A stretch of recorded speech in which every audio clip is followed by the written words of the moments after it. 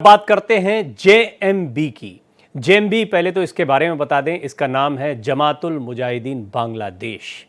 ये है वो आतंकी जो बांग्लादेश में हिंदुओं को निशाना बना रहे हैं। बांग्लादेश में जिस तरीके से आपने देखा है अल्पसंख्यक यानी वहाँ के जो हिंदू हैं वो निशाने पर हैं, उससे जुड़े कई वीडियो सामने आ रहे हैं और इसके पीछे जेएमबी के आतंकी हैं, जमातुल मुजाहिदीन बांग्लादेश के आतंकी। 1998 में अब्दुल रहमान ने इस संगठन को शुरू किया था। वैसे तो इसे बैन किया गया था, लेकिन इसके बावजूद जेएमबी के आतंकी खुलेआम घूम रहे हैं बांग्लादेश में। न सिर्फ खुलेआम घूम रहे हैं बल्कि हिंदुओं पर अत्याचार कर रहे हैं। जेएमबी बांग्लादेश का एक ऐसा आतंकी संगठन है जिसकी करतूतों के बाद उसे वहाँ पर पहले बैन किया गया था, लेकिन अब तख्ता पलट के बाद से इसके आतंकी एक बार फिर सड़कों पर दिखाई दे रहे हैं।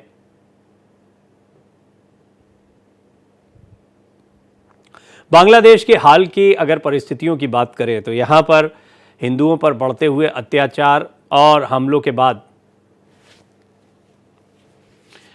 और उसके बाद में जिस तरह चिन्मय प्रभु की गिरफ्तारी हुई, उसने आग में घी का काम किया है। आइए इस मामले को थोड़ा समझते हैं। देखिए, इसमें कई पहलू हैं। सबसे महत्वपूर्ण बात तो ये है कि भारत इसमें क्या कर सकता है। बार बार ये सवाल खड़ा हो रहा है। विदेश मंत्री ने प्रधानमंत्री नरेंद्र मोदी से इस पर बातचीत भी की, उनको जानकारी भी दी पूरे मामले की। आपने देखा कि आज शांति सेना की बात खुद ममता बनर्जी कहती हुई दिखाई दी है। मेरे साथ विदेशी मामलों के जाने माने जानकार संजीव श्रीवास्तव जी जुड़ रहे हैं। आइए उनसे इस मामले को समझते हैं। संजीव जी, सबसे पहले आपका बहुत स्वागत है। चाहे चिन्मय कृष्णदास की गिरफ्तारी हो या उसके बाद में आतंकी संगठनों का यहाँ पर खुलेआम घूमना, ऐसी कई बातें हैं जो बताती हैं कि बांग्लादेश अब ये वो बांग्लादेश नहीं है जो कुछ समय पहले तक भारत का मित्र देश बांग्लादेश कहलाता था। हालात बहुत तेज़ी से यहाँ पर तख्ता पलट के बाद बदले हैं। भारत की भूमिका को लेकर बहुत लोगों के मन में जिज्ञासा है, क्या क्या किया जा सकता है। ममता बनर्जी तो ये तक कह रही हैं कि केंद्र सरकार को उन्होंने सुझाव भेजा है कि शांति सेना भेज दीजिए। बहरहाल सबसे पहला सवाल तो आपसे यही कि हमारा स्टैंड क्या हो सकता है, क्या करना चाहिए इस पर।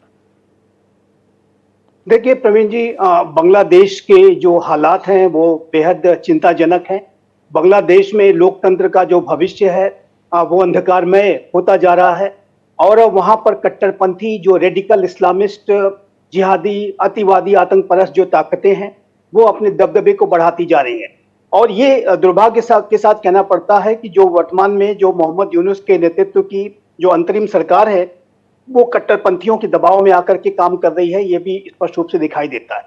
जिस तरीके से जमाते इस्लामी बांग्लादेश पर से प्रतिबंध हटाया गया, उससे जुड़ा हुआ एक छात्र संगठन जिसने कि हाल के समय के हिंसा, उपद्रव इत्यादि में सबसे बड़ी भूमिका निभाई, इस्लामी छात्र शिविर, उसके ऊपर से प्रतिबंध हटाया गया।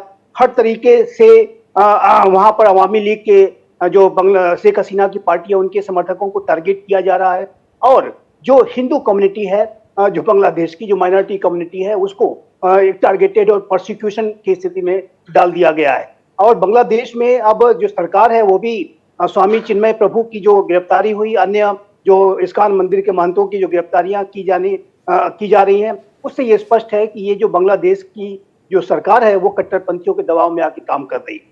जहां तक आपने जो प्रश्न पूछा है कि भारत की इसमें क्या भूमिका है, मेरा ऐसा मानना है प्रवीण जी, भारत को बांग्लादेश के साथ अपने एंगेजमेंट्स को प्राइमरली जो है बेसिक रूप से बनाए रखना होगा, लेकिन साथ ही साथ भारत को अपने उन सभी विकल्पों पर विचार करना चाहिए कि जिसके के माध्यम से बांग्लादेश की इस अंतरिम सरकार पर इस बात का दबाव डाला जा सके कि वो इन कट्टरपंथियों के खिलाफ कार्रवाई करे, वहां पर हिंदू कम्युनिटी को विशेष रूप से प्रोटेक्शन प्रदान करे और वहां पर लोकतंत्र के भविष्य को बेहतर बनाने के लिए जल्द से जल्द चुनाव कराए। और ये जो जिम्मेदारी बांग्लादेश की सरकार की है, अंतरिम सरकार की है। और अभी आपने देखा कि हमारे विदेश मंत्रालय के प्रवक्ता श्री रणधीर जायसवाल ने बार बार टाइम एंड अगेन इस बात को दोहराया है और सलाह दी है कि ये बांग्लादेश की अंतरिम सरकार की जिम्मेदारी है कि वो हिंदू कम्युनिटी की रक्षा करे। ये इसमें संजीव जी एक मेरे जहन में सवाल आता है कि दो पहलू इसके बड़े अहम दिखाई देते हैं।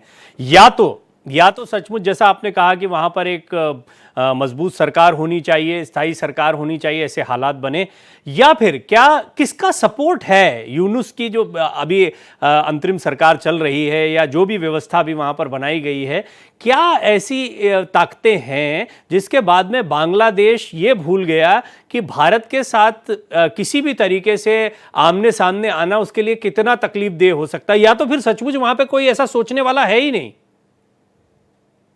प्रवीण जी, आपने ये बहुत ही महत्वपूर्ण प्रश्न उठाया है और मैं यहाँ पे स्पष्ट रूप से कहना चाहता हूँ कि बांग्लादेश में ये जो घटनाक्रम हुआ है, शेख हसीना की सरकार को अपदस्थ किया जाना, उनको देश छोड़ने पर मजबूर कर देना, उनको इतना भयाक्रांत कर देना कि वो देश में रहने की स्थिति में भी नहीं थी और उनको आनंद फानन में भारत आना पड़ा। और वहाँ जिस तरीके का हिंसा उपद्रव हुआ है, उससे ये स्पष्ट है कि ये जो एक बड़ी ही गहरी साजिश का परिणाम है।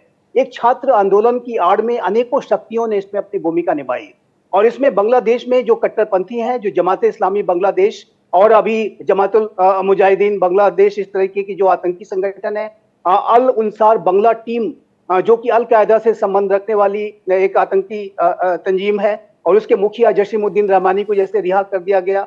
जाहिर है कि वहां की घरेलू कट्टरपंथी ताकतों ने अपनी सबसे बड़ी भूमिका निभाई है, लेकिन उसे शह जो दी है वो अनेक विदेशी शक्तियों ने दी है, जिसमें पाकिस्तान की खुफिया एजेंसी आईएसआई की भूमिका सीधी सीधी दिखाई देती है। लेकिन मैं यहाँ पर स्पष्ट रूप से कहना चाहता हूँ कि बाइडेन प्रशासन के दौरान यूनाइटेड स्टेट्स ऑफ अमेरिका के डीप स्टेट ने भी इसको शह देने का कार्य किया है।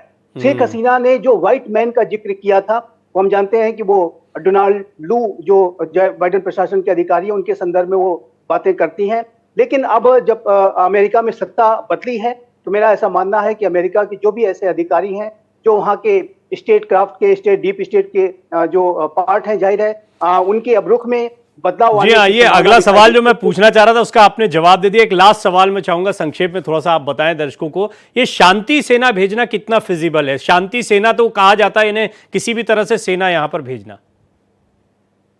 देखिए, भारत बांग्लादेश की स्थितियों पर बहुत ही पैनी नजर रखे हुआ है और भारत को अपने सभी विकल्पों के ऊपर विचार करना चाहिए।